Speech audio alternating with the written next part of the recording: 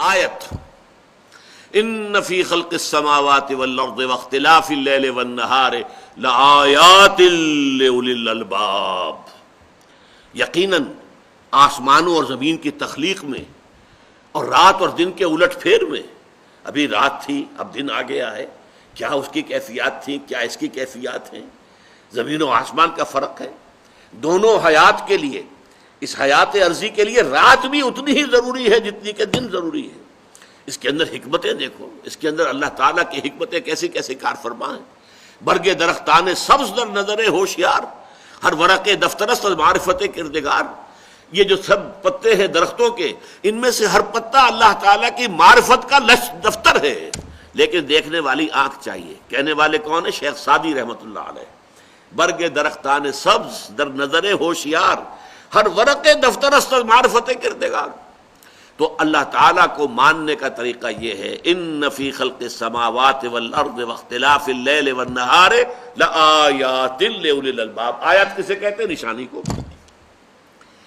دیکھیے تصویر ہے، مصور نے بنائی ہے، اب مصور کے کمال فن کا اظہار کرنے والی تصویر ہے، منہ سے بول رہی ہے کہ میرا بنانے والا بڑا کامل مصور ہے، اپنے فن کا نہایت ماہر ہے، یا وہ تصویر خود کہہ رہی ہوگی زبان حال سے کہ بڑا اناڑی ہے جس نے یہ تصویر بنائی ہے۔ اسی طریقے سے یہ کائنات ہے در حقیقت جو اللہ تعالیٰ کی جملہ صفات کی مظہر ہے، اور ان صفات کے حوالے سے پھر اللہ تعالیٰ کی معرفت حاصل ہوتی ہے، اور انہی کو دیکھ کر اللہ یاد آتا ہے۔ لآیات لأولی الالباب، ہوش مند لوگوں کے لیے۔ ایک خاص بات نوٹ کیجئے، آج یہ سورہ آل عمران کے 20ویں رکوع کی پہلی آیت ہے جو ہم پڑھ رہے ہیں۔ ان فی خلق السماوات والارض واختلاف اللیل والنہار لآیات لأولی الالباب، یقیناً آسمان اور زمین کی تخلیق میں اور دن اور رات کے الٹ پھیر میں نشانیاں ہیں ہوش مند لوگوں کے لیے۔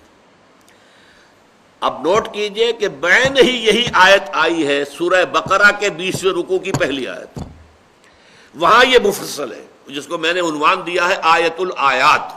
ایک آیت میں اتنے physical phenomena of the nature, اتنی آیات جو ہیں آفاقی، جتنی ایک آیت میں جمع کی گئی ہیں، وہاں آپ کو پورے قرآن میں اس کی مثال نہیں ملے گی۔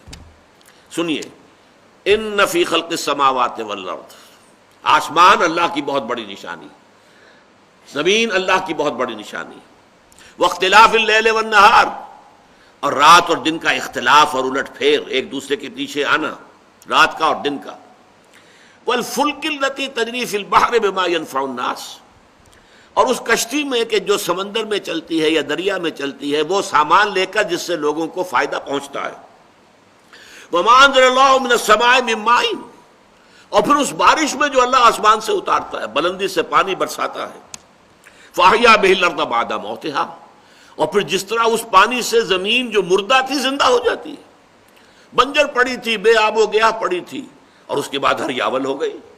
اگر ایسی بھی زمین ہے جو زیر کاشت نہیں ہے، وہاں بھی آپ کو معلوم ہے کہ وہ گنجے پہاڑ جو ہوتے ہیں بالکل، وہاں پہ ہریاول تو آ جاتی ہے، گھاس تو اگاتی ہے نا۔ معلوم ہوتا کہ انہوں نے کوئی گہنا پہن لیا ہے، کوئی زیور جو ہے اس سے آراستہ ہو گئی ہے زمین۔ زخرفوہا قرآن مجید کہتا ہے، اور اگر کوئی فصل ہے تو ظاہر بات ہے لہرا رہی ہے۔ فَأَحْيَا بِهِ الْأَرْضَ بَعْدَ مَوْتِهَا وَبَثَّ فِيهَا مِن كُلِّ دَابَّةٍ، اور اس میں ہر طرح کے حیوانات اللہ تعالیٰ نے پھیلا دیے۔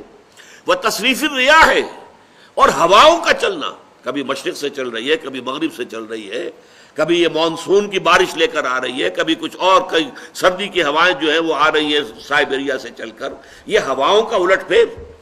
وَالسَّحَابِ الْمُسَخَّرِ بَيْنَ السَّمَاءِ وَالْأَرْضِ، اور ان بادلوں میں کہ جو آسمان اور زمین کے مابین معلق ہیں، کیا چیز انہیں اٹھائے ہوئے ہیں اور چل رہے ہیں وہ، ان سب کے بارے میں فرمایا لآیات، وہاں صرف 4 باتوں کے بعد کہا لآیات، ان فی خلق السماوات والارض واختلاف اللیل والنہار لآیات لأولی الالباب، اور یہاں ان فی خلق السماوات والارض واختلاف اللیل والنہار والفلک التی تجری فی البحر بما ینفع الناس وما انزل اللہ من السماء من ماء فاحیا بہ الارض بعد موتها وبث فیہا من کل دابہ وتصریف الریاح والسحاب المسخر بین السماء والارض لآیات لقوم یعقلون، اس میں نشانیاں ہیں عقل مند لوگوں کے لیے۔